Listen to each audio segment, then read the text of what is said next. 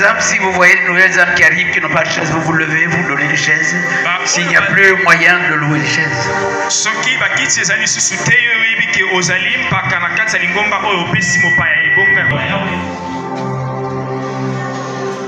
Peuple de Dieu, nous vous disons bonjour et surtout bonne fête de Pâques. Oh, non, mais je n'ai pas entendu que je te souhaite et je vous souhaite la bienvenue en ce lieu pour ce culte.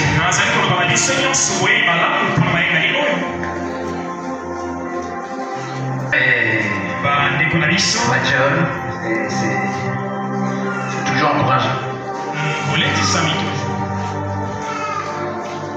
Il y a d'autres bien-aimés qui sont là aussi. Soyons en paix. Nous sommes le ministère du Saint-Esprit et de la parole. Nous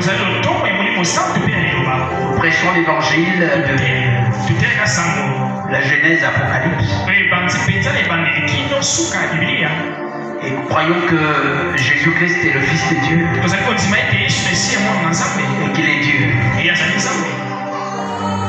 Il est mort sur la croix, enseveli, ressuscité. Il est assis à la droite du Père. C'est à lui que le Père a donné toute autorité dans les cieux, sur la terre et sur la terre. Il est la tête de l'Église. Nous sommes le corps. Nous croyons au retour de Jésus. Et ce matin, bien aimé, je crois que nous n'aurons pas des prédications enflammées. Je voudrais qu'en ce jour, nous puissions ensemble souhaiter peut-être que Dieu.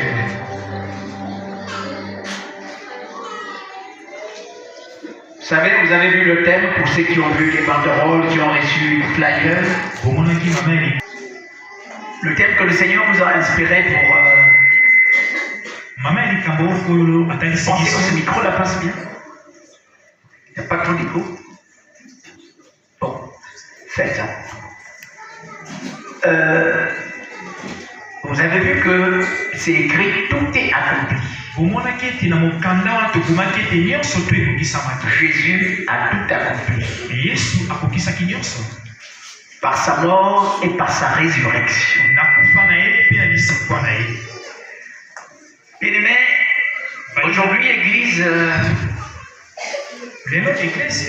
nous allons dans tous les sens.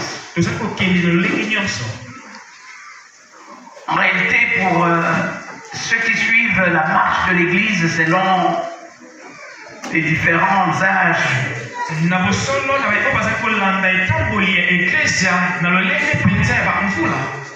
nous savons que le message central et essentiel reste Christ crucifié et ressuscité. C'est ça le fondement. Si l'église n'est pas bâtie sur le fondement, comme l'a dit l'apôtre Paul, on ne peut pas poser deux fondements. Et la Pâque reste le fondement de l'église. Parce que tu ne peux pas aller dans la haute chambre si tu n'es pas d'abord passé par le Golgotha.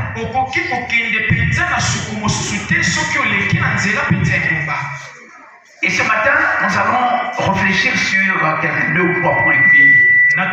Je pense que l'essentiel qu'on va faire, c'est beaucoup plus louer notre Seigneur. Et que le Seigneur bénisse sa parole. Frères et sœurs, si tu es venu, nous ne sommes pas une religion. Non. Nous sommes l'Église, le corps de Jésus. Et nous sommes une Église vivante. Où Christ opère, où le Saint-Esprit agit, et où la parole de Dieu également opère.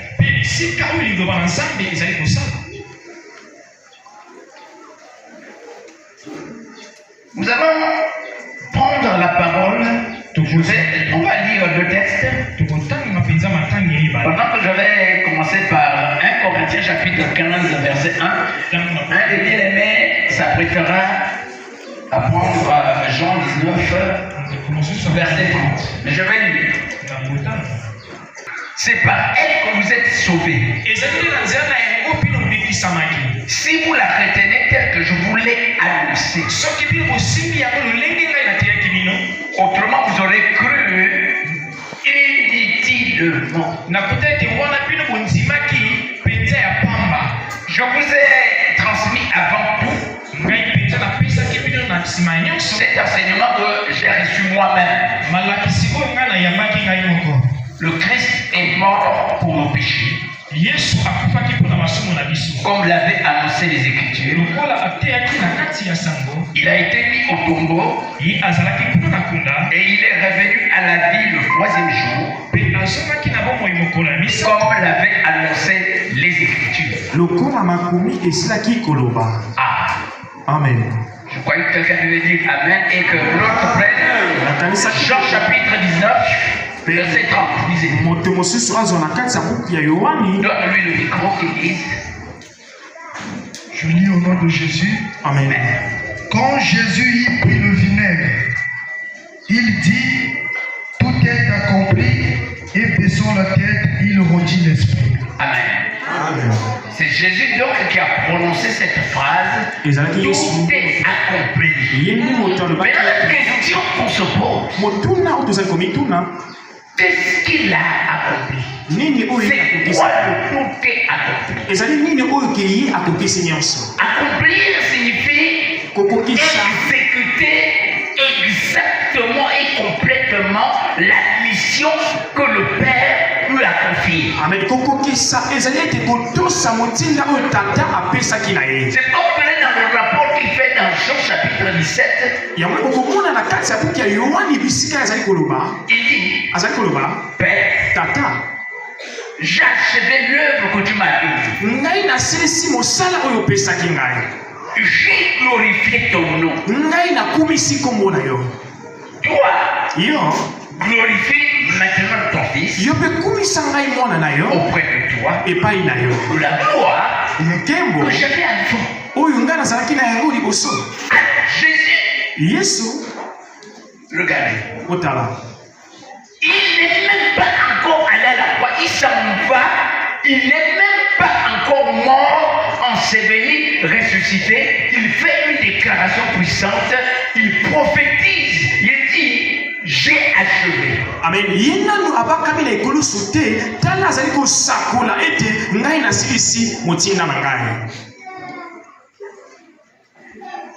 C'est là l'importance de prophétiser des choses sur ta vie. Amen. Alors, l'apôtre Paul écrit aux Corinthiens une chose, c'est ça qu'on appelle la bonne nouvelle, l'évangile. Les choses que Christ a accomplies. Aujourd'hui, si l'église est faite, c'est parce qu'on n'arrive pas à comprendre son message. Que personne ne te trompe en te disant que je suis dans le message. Si quelqu'un n'est pas dans 1 Corinthiens 15, 1, il n'est pas dans le message. Amen.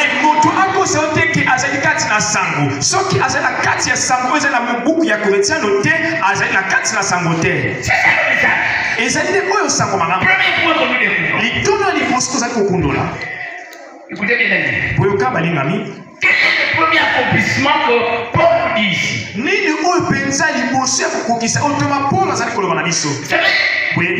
Quand vous prenez l'église de Corinthe, c'est une église où il y avait tous les dons. Et c'est là quand vous lirez par exemple dans tu parles 1 Corinthiens 12, 14, 1 Corinthiens 14, tu verras et les ministères et les dons et tout ça. C'est là où il explique, c'est là où il y avait les gens parlant en langue, même pour se saluer frère. Comme ils ont exagéré. Pour dire bonjour, il est obligé de dire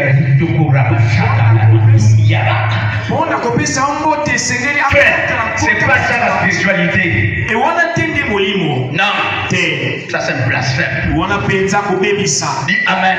Amen. Oui, parce que quand tu vas me parler comme ça, il faut que tu m'expliques ce que tu me dis. Dites-moi Amen. Oui, les Corinthiens sont arrivés là. Les dons ne font pas l'église. Ce sont les fruits qui établissent le caractère de Jésus, et les dons sont tout simplement un équipement pour rendre le ministère.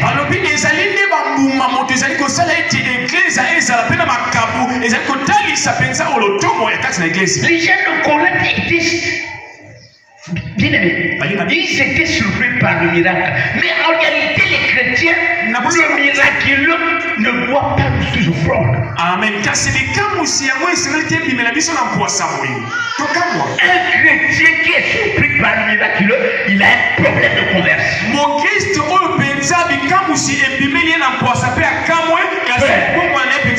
Si tu vois un oiseau qui est surpris parce qu'il vole, il a un problème.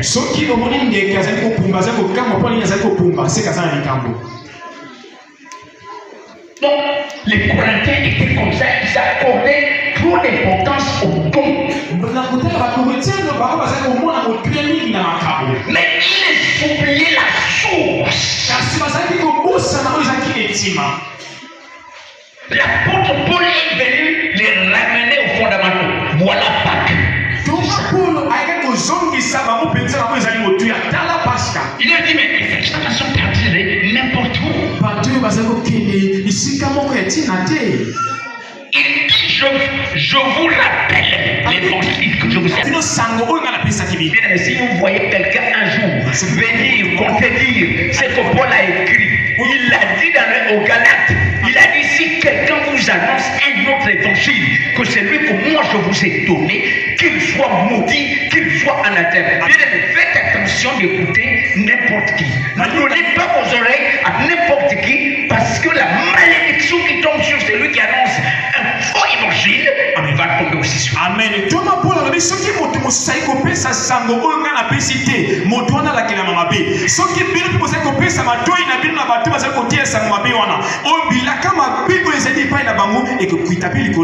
Mais quel est cet évangile? Le premier accomplissement. Il nous dit ceci. Il dit, je vous ai avant tout cet enseignement que j'ai reçu moi-même.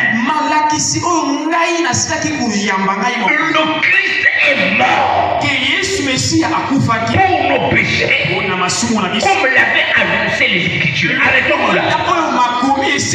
Premier point de l'accomplissement. Écoutez bien. C'est la mort de Christ à la croix.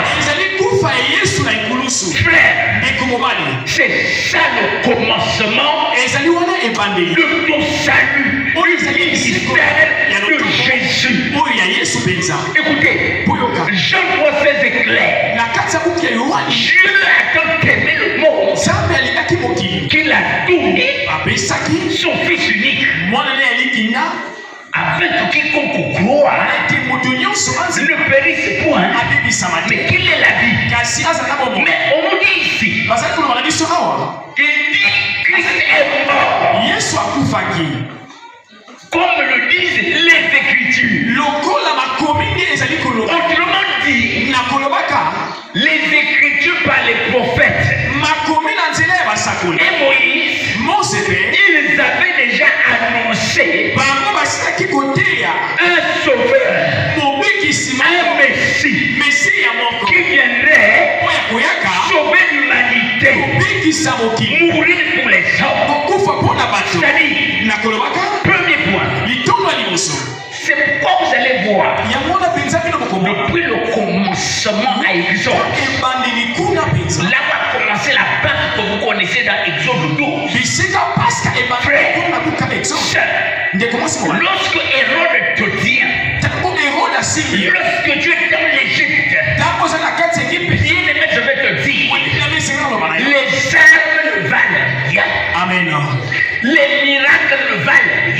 Amen. Il a fait, il y avait du près 9 miracles que Moïse a fait. Amen. Pharaon aussi, par ses magiciens, en fait. Nous avons déjà vu ici à séminaire sur le miracle que suit. Amen. Pharaon fait, Moïse fait.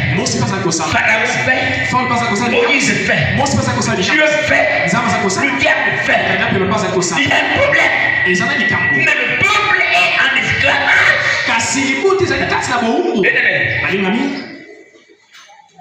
Pharaon. Aujourd'hui, c'est clair ça. Est-ce que vous savez qu'il y a au moins, je vais choquer les religieux, il y a 3 Pâques. Amen. J'entends les gens dire, oh. Je vais dire, il y a 3 Pâques. Il y a un Pâques passé. Amen. Accompli par l'image. Là, en Égypte. Pour sortir